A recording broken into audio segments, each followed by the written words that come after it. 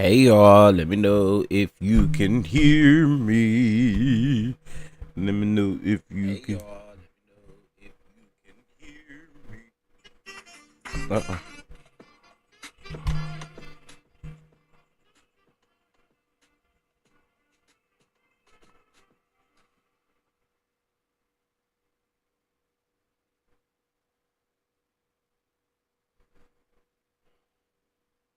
Okay, thank you, Sean. I appreciate it.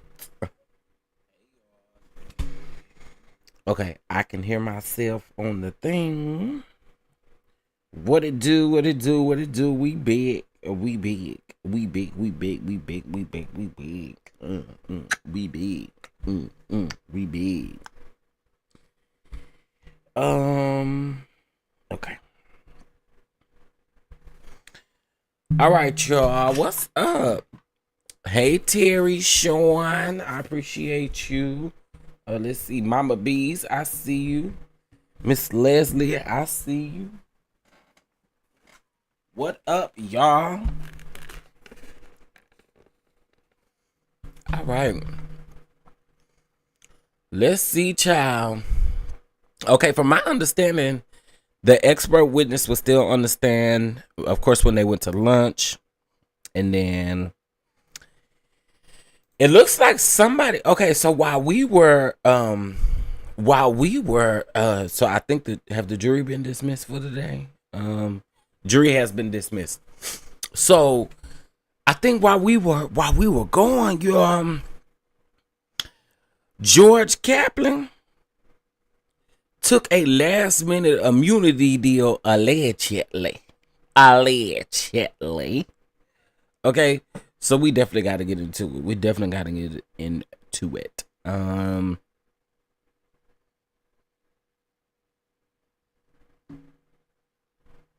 Let's see.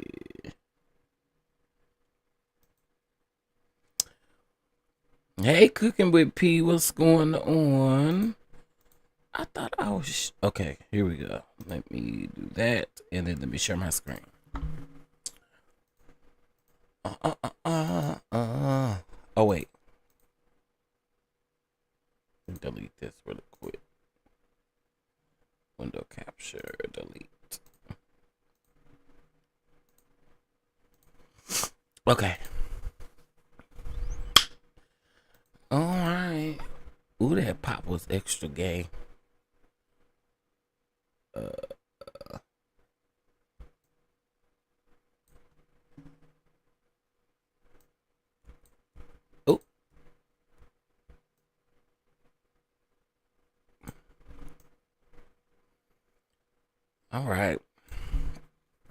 All right, so y'all, let's go ahead and get into it, honey. As the people come in, they will come in, and as you guys come in, please make sure y'all hit the like button. It's greatly appreciated. All right, so they were released for lunch. So let's get into this right here, because this is what we know thus far. All right. The morning started with Gerard Ganon, the Homeland Security Investigation Special Agent in charge. And I guess that's really important to note that he was in charge. However, let's get into all of the things. Gerard Ganon, the Homeland Security Investigations Agent in charge at the March 2024 search of Combs' Miami Beach home, resumed testimony from yesterday. The jury saw photos of X toys and a pair of red high-heeled shoes that Ganon said were found in the master bedroom closet in that home. About 18 pairs of platform high heels and 3 cell phones were found, he said. Remember, the cell phones were found in the boot.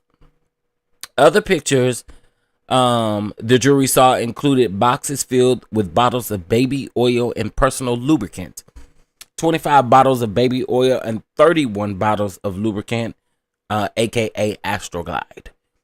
Ganon, who was assigned to Homeland Security Investigations Human Trafficking Group at the time of the search, testified Tuesday about other items that he saw or that he said that was found in a closet, including upper and lower receivers of AR. The search was tied to a human trafficking investigation, he said. Investigators also found rugs. A Gucci bag in the closet contained a assortment of pills, white powder, and crystal, a rock-like substance. Ganon said that they tested positive for the cookie and the ketamine. According to the stipulation read in court, traces of MD and MA and for alpha also were found. On the witness stand, Ganon held up an evidence bag with the pew-pews recovered from a loaded .45 pew-pew. All right.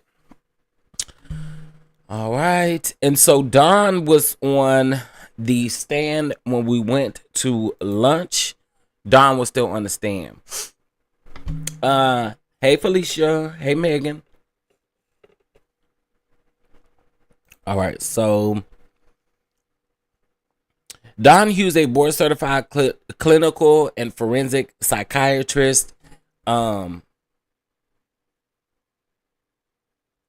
That is definitely not what they say.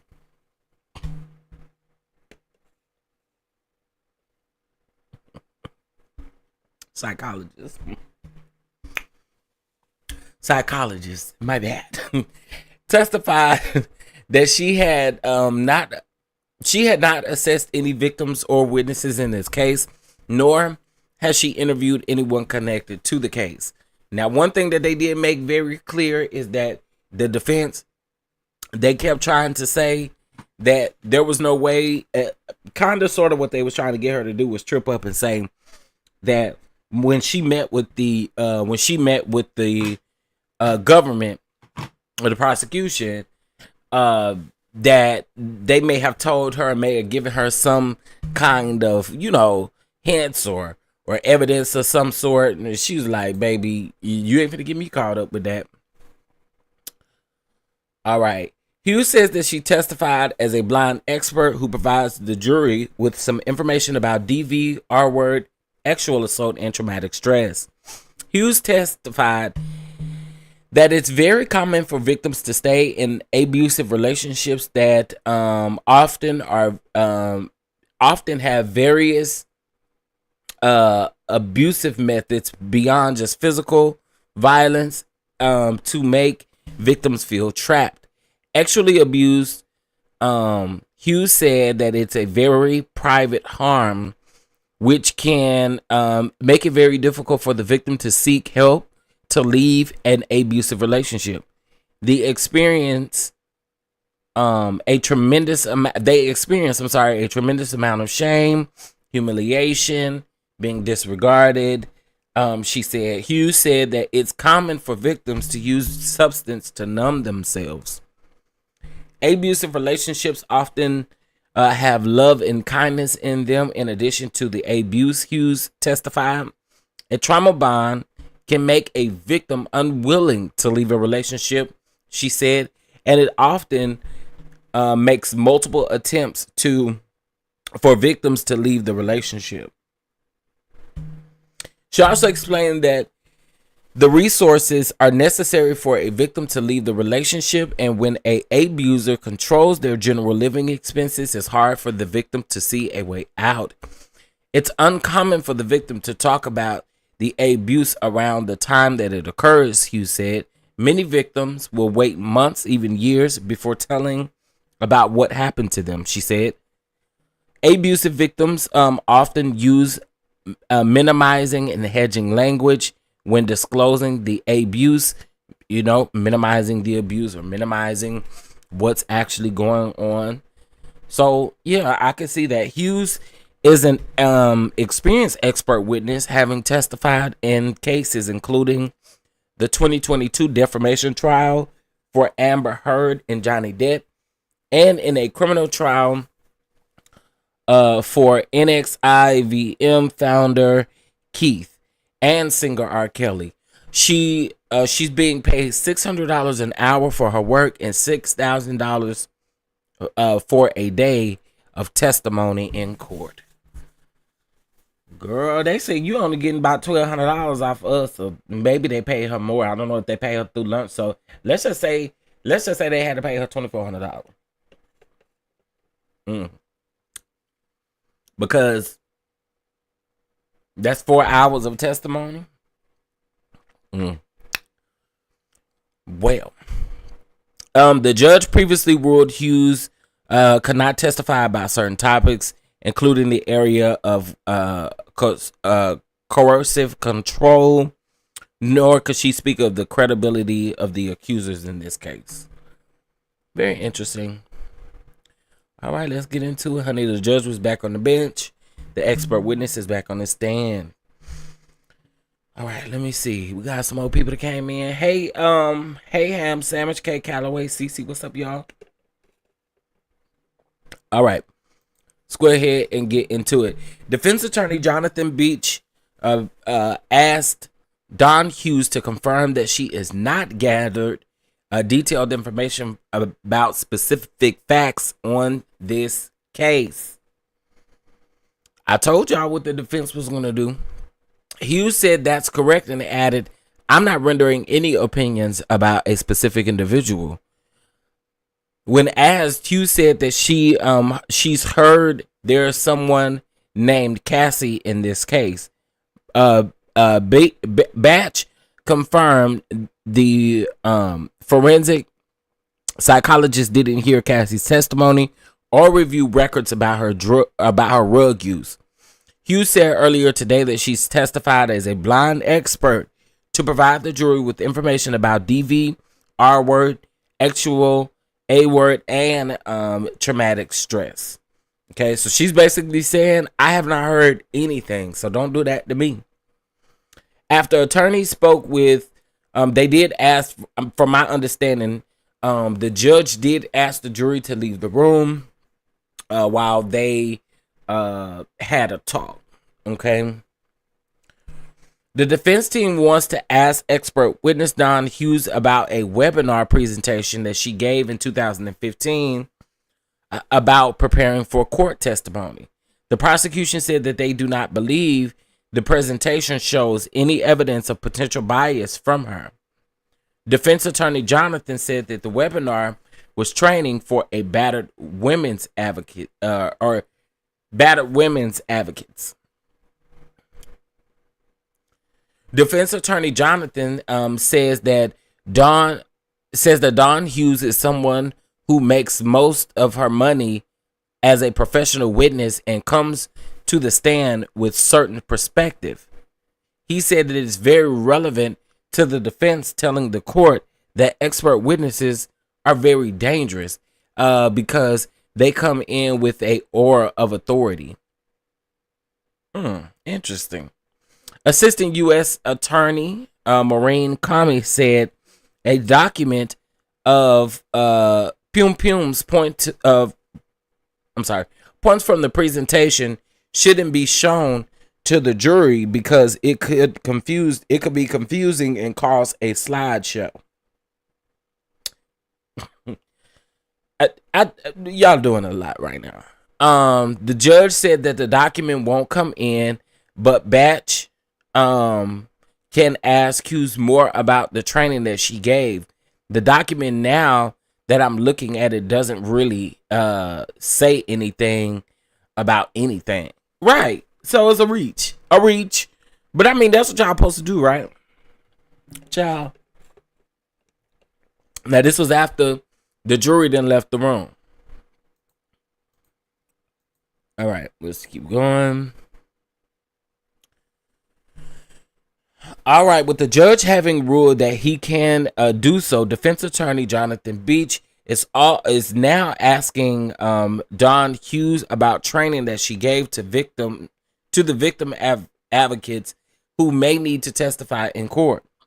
When asked, Hughes said that she believes the group she was speaking received a grant from the Department of Justice under the Violence Against Women Act.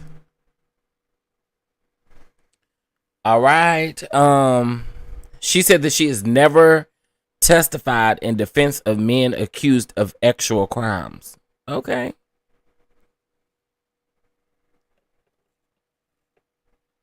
Okay. Is y'all salty because y'all couldn't get her as the defense? I mean, get her for the defense. She said, I don't even evaluate offenders. Child. They trying it, ain't it? I told y'all.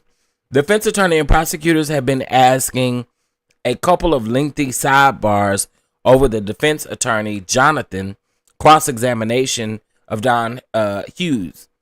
Batch asked for about 6 meetings she had with prosecutors concerning her testimony, some of which have been since the trial started. Hughes has maintained the prosecutors. Hughes had maintained that the prosecutors have not discussed specifics about the case with her. I mean, the defense was trying to really go in on that, y'all. When I was on lunch, the defense was really going in on that. Really going in. Defense attorney Jonathan Beach has Beach, not like the B word, but y'all know, Batch, has finished cross-examining Don Hughes. Assistant U.S. Attorney Mitzi is here for the redirect examination of Hughes. On redirect, Mitzi confirmed that that the psychologist only evaluated court findings related to her testimony, and any filings that she's reviewed were redacted so that she couldn't read any facts of the case, which is typically how that works, right? In her final question of redirect, the government confirmed that Don Hughes has been retained as the expert witness by one of Sean Diddy Combs' defense attorneys in another case. On recross examination, defense attorney Jonathan confirmed that Hughes had worked with defense attorney Brian Steele in the past, but she didn't testify as a trial witness in Steele's case. Okay, all right. Anyway, she off the stand, baby. She is off of the stand. Hey, Bama girl. All right, so George Kaplan, a former executive assistant. Now, this is important, y'all. George Kaplan, a former executive assistant to Sean Diddy Combs, is now taking the stand. He is the 12th witness called by the prosecution. Kaplan had received a subpoena requiring him to testify earlier today. He invoked his Fifth Amendment right to testify on the grounds of potential self-incrimination.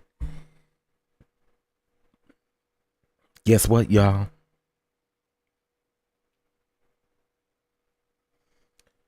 Guess what? George Kaplan got immunity.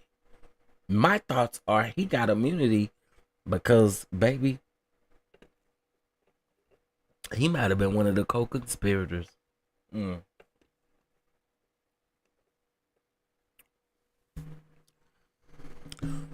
Well,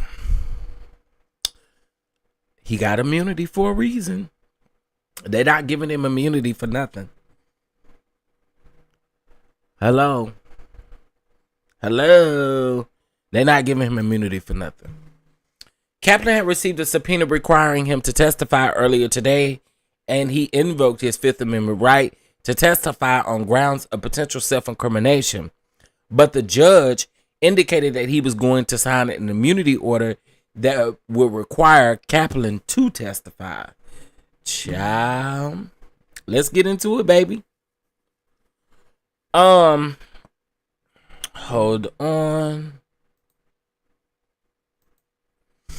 George Kaplan, a former assistant to Sean Diddy Combs, said his day would typically start around 9:30 a.m. and that he would make sure the chef and housekeeping staff were ready for the day. He said that he would also make sure that Combs' bathroom was set up with his toiletries and medication. The earliest that he could remember finishing a day was around 5 or 6 p.m. And the latest that he would remember was around 7 a.m. I think, the earliest, wait a minute. Oh, so he's saying he would work until 7 a.m. the next day? The earliest that he could ever remember finishing a day was around 5 or 6. And the latest that he could remember was around 7. Do they mean the earliest that the day? No, because they said finishing a day. Okay, so maybe they meant finishing a day at 5 or 6 and the day sometimes started at 7 a.m.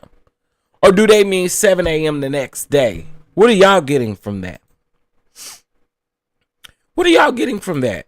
Let me read that again. George Kaplan, a former assistant to Sean Diddy Combs, said that his day would typically start at 9:30 a.m. and that he would make sure the chef and housekeeping staff were ready for the day. He said that he would also make sure that Mr. Combs' bathroom was set up with his toiletries and medication. The earliest that he could ever remember finishing a day was around 5 or 6. And the latest that he could remember was around 7 a.m., Kaplan said. So does that mean that he ran his days into 7 a.m. the next day? 20 hours a day. Okay. Makes sense. So he's talking about the next day. Oh, wow. Okay. Well, I guess if I would have kept reading, I would have understood. He said typically work 80 to 100 hours a week.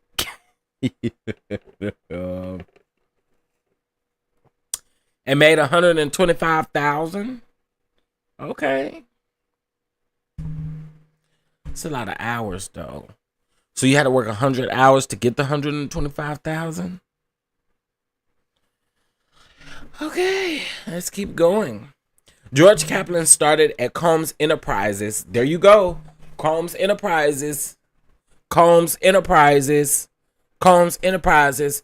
Once they are able to prove the RICO within that Combs Enterprises, it's a wrap. It's done.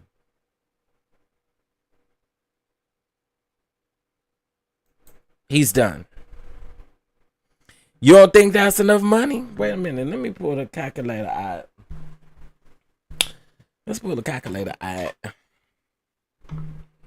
Let's figure out what his salary and I'm gonna just assume that the 100 hours is them getting around 125,000.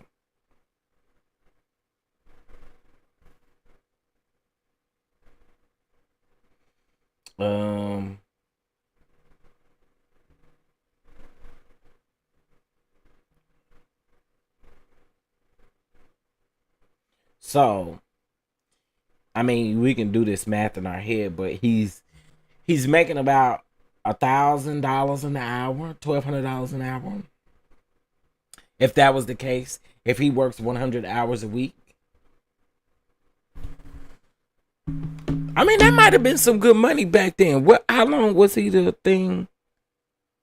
12th witness? It doesn't say. Back then, that might have been a whole lot of money.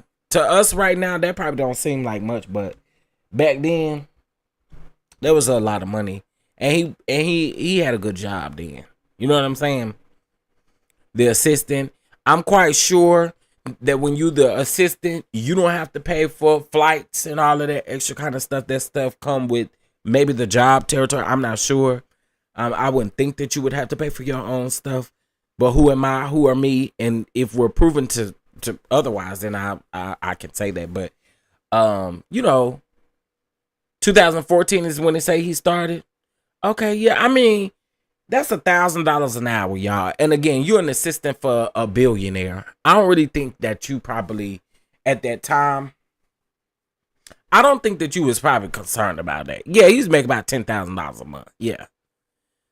I don't think that you would be that concerned back in 2014 like that. I think you probably think that that's some good money coming in.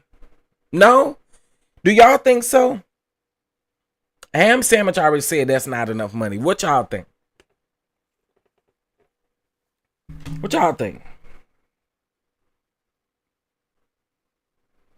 Wait a minute. So wait.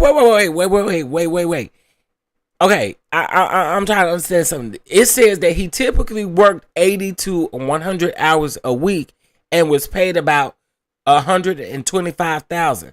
That's his salary, or is that his? Is that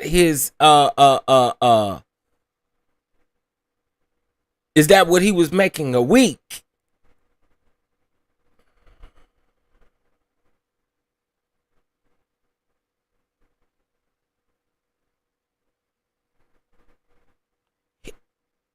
He said, wait a minute. He said typically he worked 80 to 100 hours a week and was paid about $125,000. That's not saying a year that he made $125,000 a year. That's saying he made $125,000 in a week.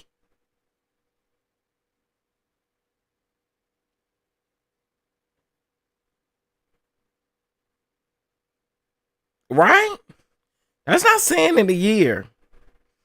Unless hold on. Let me see if I can look at the tweets and see what the tweets say. Now y'all say y'all don't see Diddy paying him that much money.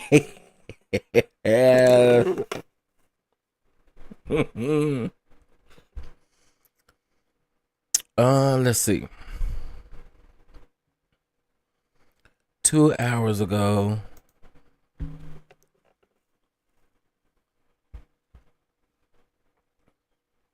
The government calls. Okay.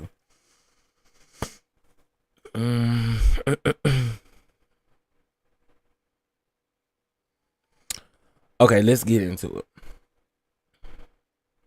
This is perfect. This is literally where we're gonna start. Okay, let's get an understanding, because the way CNN typed that, they typed it maybe different from what it should be, but that's the way they put it. That's the way they put it. They didn't put that was his yearly salary or anything. They just automatically put that's how much he was working when he worked for the week. I don't see him paying him that either. Yeah, I mean, that was the way they typed it. So let's see by the tweets. Let's see what we can get. Hold on. All right. So, recross,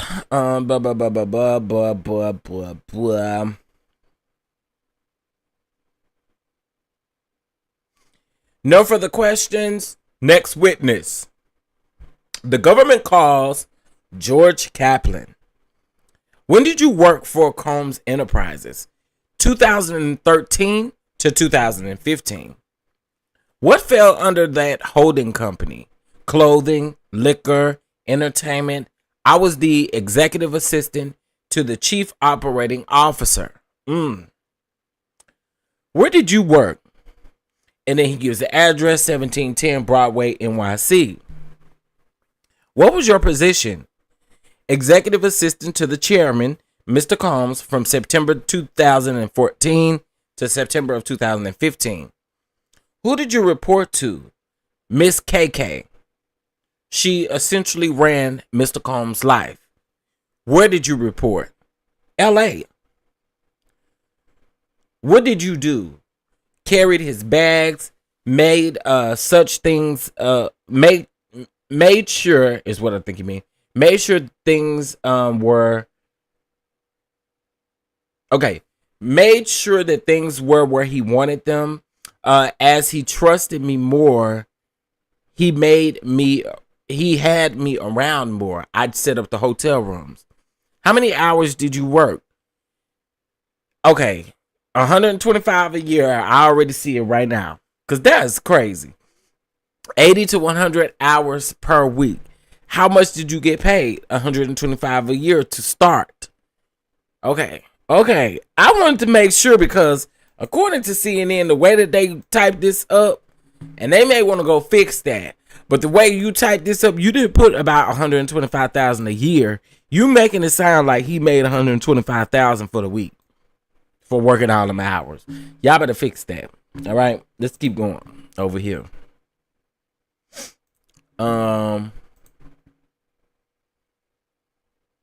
Okay, let's see. What did you do in the morning? Make sure everything was in the bathroom, the breakfast was cooked, and that he was recording a mixtape, so we worked late. Who was security? Uncle Paulie, D-Rock, and Ruben. Later licensed security in the second half of 2015. How frequently did you communicate with Mr. Combs? Multiple times a day. Things could be found in the back. An iPad, rugs, whatever. Ooh, child. I told y'all. I think right here, if y'all cannot,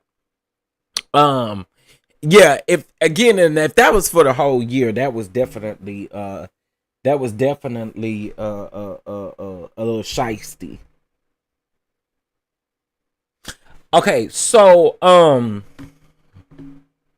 y'all, I think that with this one, they are definitely going to be able to prove RICO.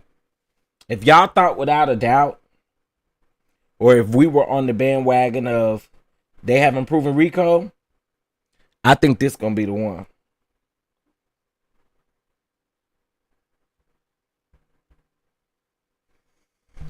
I think this gonna be the one. Okay, hold on. Y'all, please hit that like button, because we should have as many likes as we have people watching. And also, if you guys would like to bless the platform, please do, because YouTube, I can definitely show you guys, YouTube is like limiting my monetization on these videos. So if you like to bless the platform, don't hesitate to do so. Thank you. Did he threaten you? He threatened my job. Did he threaten you? So they definitely meant threaten. He threatened my job. How often? Maybe monthly. He'd say that he was only to be surrounded by the best people, and that he wasn't, for example, he wanted me for a 1 liter water, and I bought back 2 half liters, and he said no. Diddy was one of them kind. So he basically saying he'll go above and beyond. He wanted 1 liter of water, a 1 liter water, but if he bring back 2 half liters, he'd say no. But it equal 1 liter.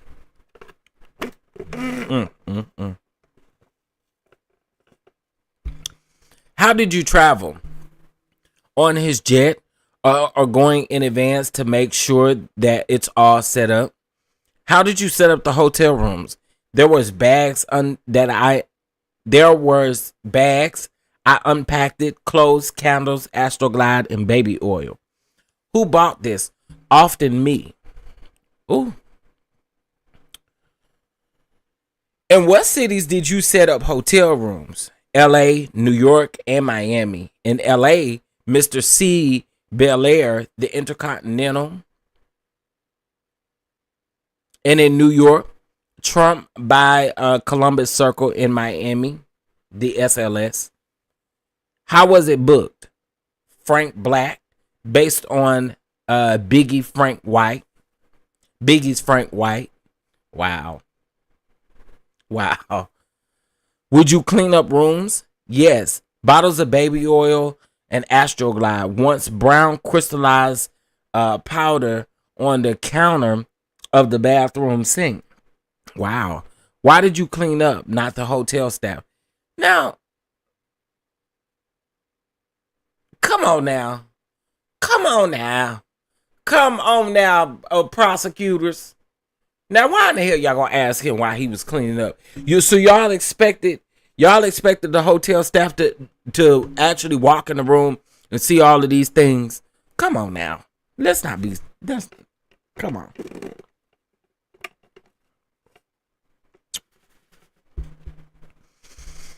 It was implied to protect his public image. I was keen on doing that. Explanation. Objection. Overruled.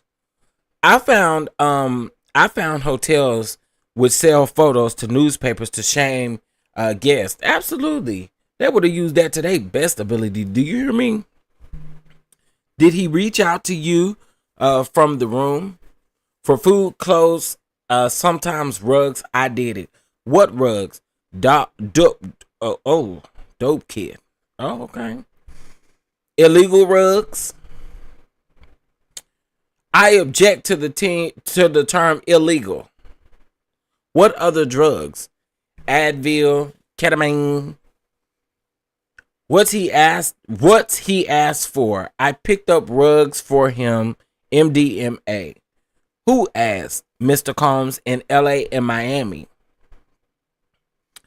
In Miami, Mr. Combs asked me to call a person. He came and gave me a bag of pills.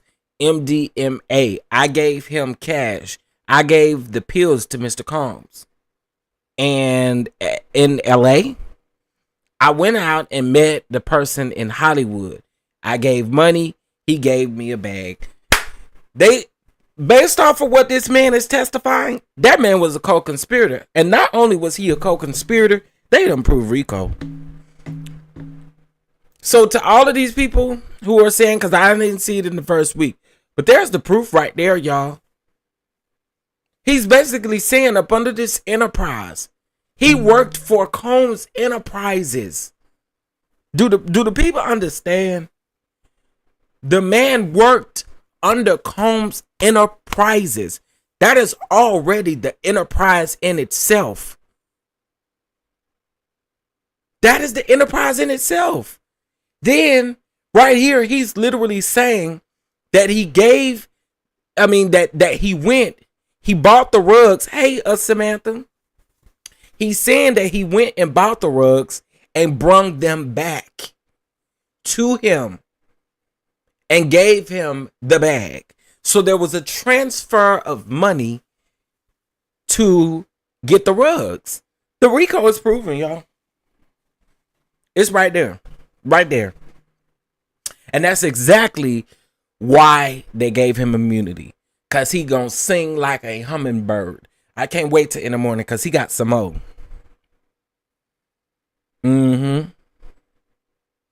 Yeah, the prosecution absolutely needed him. But guess what?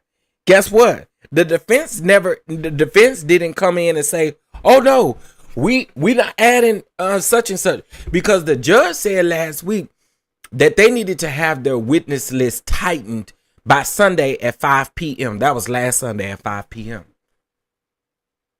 So because he was already set to testify, but he was going to be pleading his Fifth Amendment right, it was like, okay, no, we need to offer him immunity because we really need him to talk. We need him to sing like a canary. Child, they proved it yesterday too. They sure did. And I was listening to someone and I totally disagreed with them when they were saying, "Oh, but Diddy sent that money back." That doesn't mean anything. The initial intent was to blackmail, was to coerce, was to what's the other word I'm looking for? Bribe. That was the intent. That was the intent. And he still acted on it. Whether he sent the money back or not, he still acted on it. He still did it. He still did it. I didn't care if he sent it back in 24 hours. The fact of the matter is that he still did it. Basically, he said, if you do not, in so many words, if you do not pay this money, I am going to expose Kid Cudi and I'm going to expose your daughter. It was already done. And the intent was to extort. That's the word I was looking for. Extort. So that lady went and put her house, got an equity loan that takes time to be approved. Not only does it take time to be approved, but then she wired it over to Diddy. And 4 days later, he wants to give it back. And I think that he gave it back not because he didn't want a paper trail of something like this happening. I think that he gave it back because later on they said Cassie and Diddy actually made amends and that she was back over there with him at that particular point. Now, I believe that he didn't want the mother to tell anything, which is the reason why he sent the money back. Because let's just be honest. Well, I would hope any mother in here, if you find out that this is going on with your daughter, that you literally you know what I'm saying? You do what you asked to be done. So I didn't see nothing wrong with what Ms. Ventura did, but they absolutely proved the RICO, a piece of the RICO yesterday. And again, in a federal case, they only have to prove 2 out of the 5 things that are under the RICO for a RICO to be proven. And they've done that. My new word anytime anybody says something, RICO. You have to have foundation the first week. Yeah, they was kind of moving slow. And I was here for it. In the beginning, though, I was like, dang, I know we got 8 more weeks of this, but the prosecution and the prosecution's job is to move slow at a slow pace. And the defense's job is to defend their whoever they're representing, right?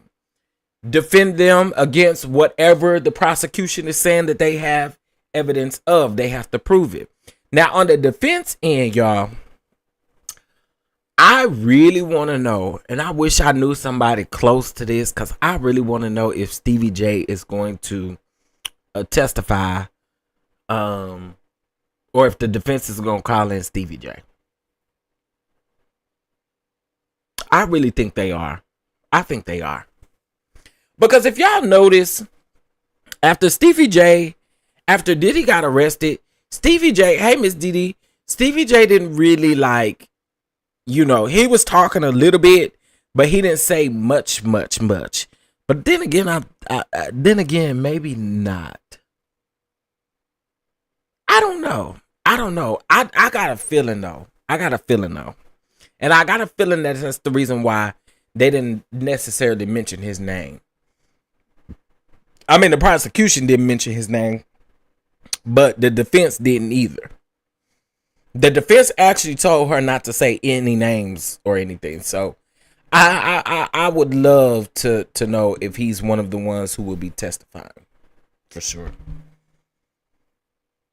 He over there depressed and shoot, have we seen Stevie J lately? Stevie J probably lost some weight and everything. Y'all know he was sad when his homie went to jail. Okay, let's see.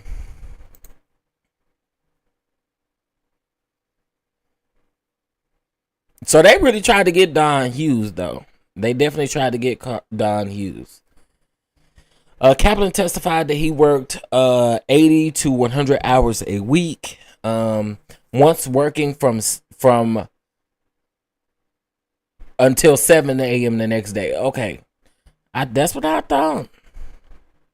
He communicated daily with exchanging text calls, emails multiple times a day. But y'all, it was right there. He testified that he picked up rugs for Combs with cash that he gave him once in Miami and once in Los Angeles. So Diddy gave him the cash to go buy the rugs. I'm telling y'all. You know what, Samantha? I think a lot of us want to hear from him, from Farnsworth Bentley, but I think he probably like leave me out of it, because I think if that happens,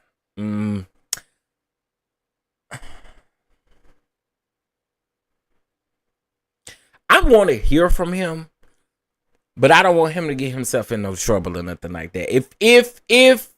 Listen, just stay where you at, sir. Stay where you at. Because it was alleged that, you know, he had stolen from some stuff from that's why he stopped working for Diddy. So I don't know. He may not need to do it. He may incriminate himself a little bit. Just a little bit. So listen, y'all, that is it for today. The jury has already gone home for the day. We'll be back tomorrow. I am definitely interested in Kaplan's testimony. With him definitely getting immunity, I feel like he's about to come with the one hitter. And again, right there where he said that he went to go buy the rugs, that was enough for the prosecution to understand. So I want to know, when the defense cross-examines him, what is the defense going to do? Because at this point, homeboy proved what we needed, and that was that RICO, baby. And listen, we got more weeks to go. So the trafficking and all of the other stuff, the prostitution, you know, all of the things. Yeah, I mentioned it earlier that he got released on bond. I'll probably do a morning video in the morning and we'll talk about it. But yeah, I did see that he got released on bond. He better get someone to sit his dancing ass down. That's what he better do. Cause you ain't off the hook. You on 4 devices. You probably watching some other people. I think I saw Pam was live. Y'all, Pam is hilarious. If y'all want like the legal breakdown, I'm not no attorney. Y'all know that. I just be over here giving y'all some keys. That's it.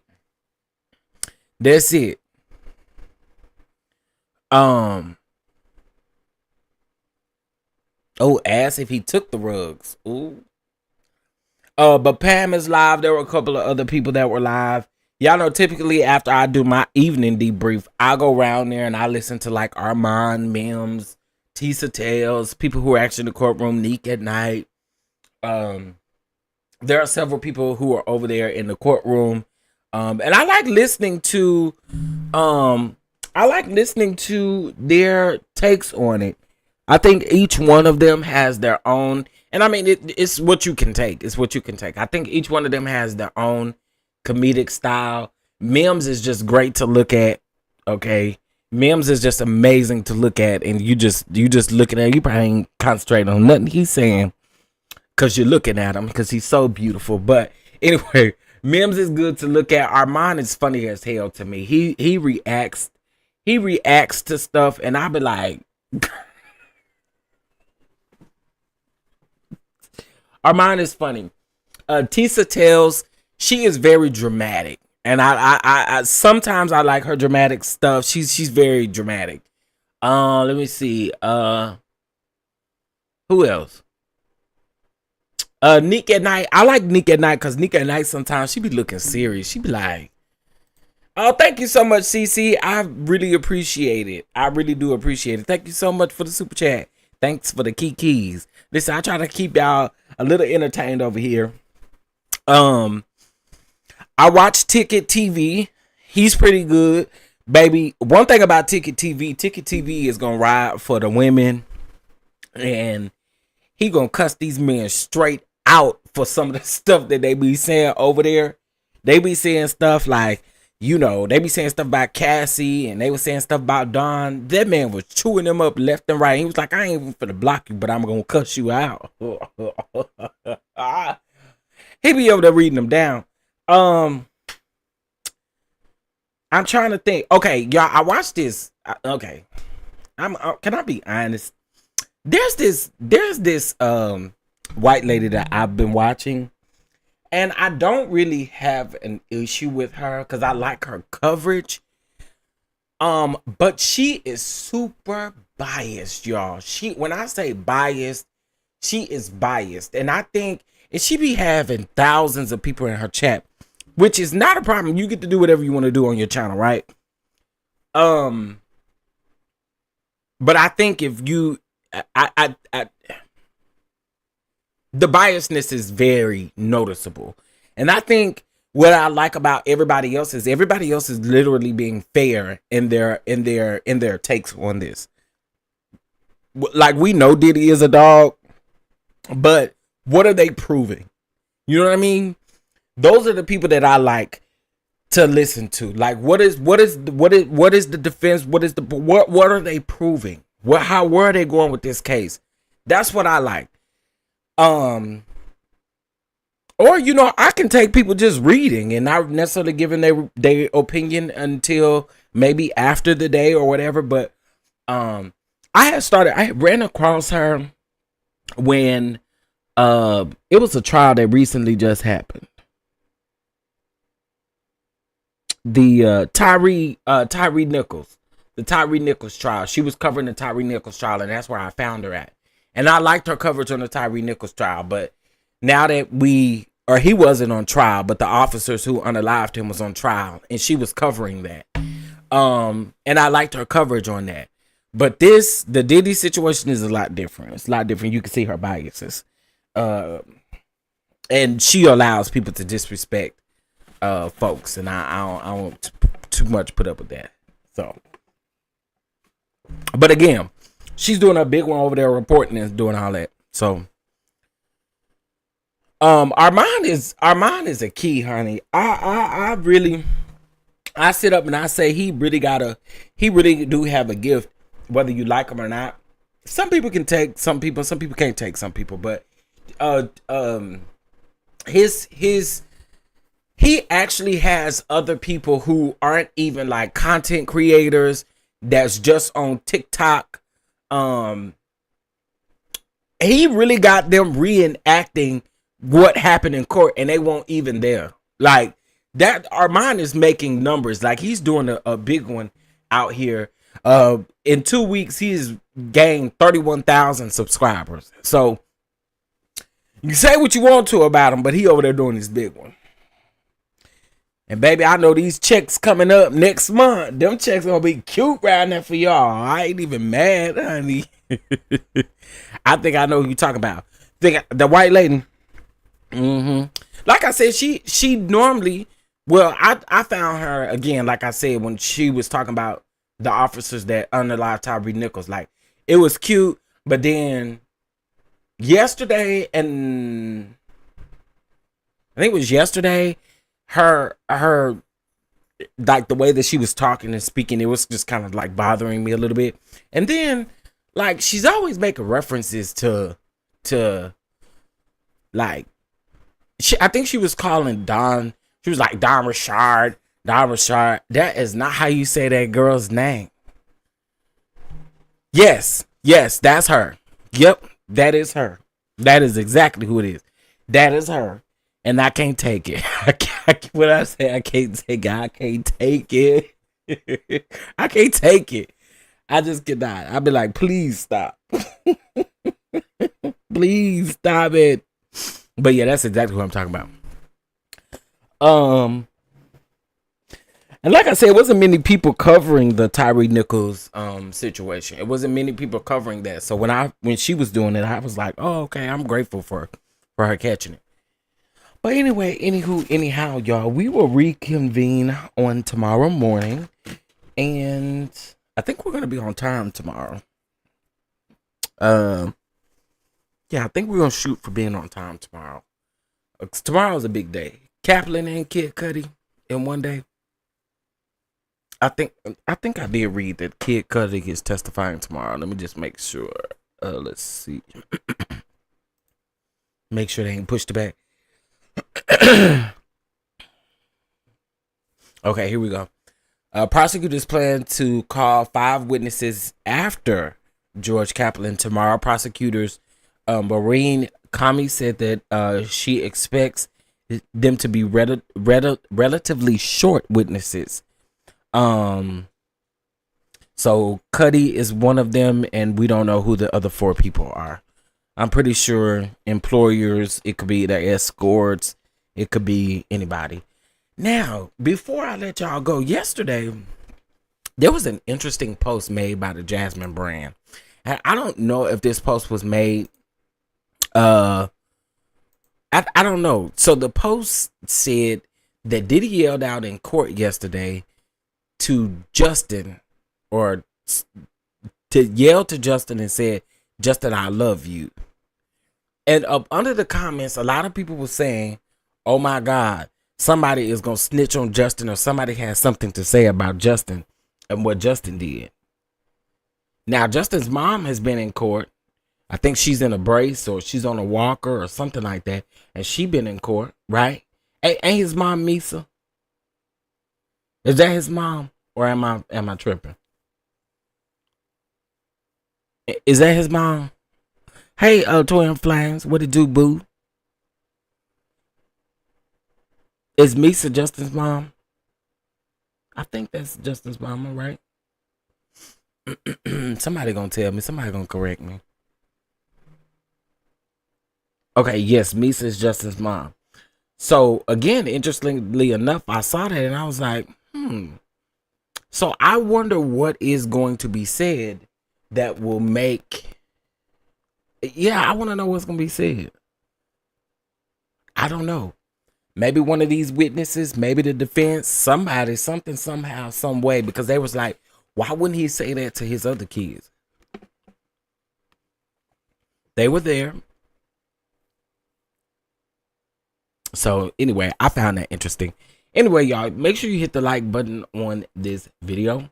I'll see you guys later, and I love y'all. Bye.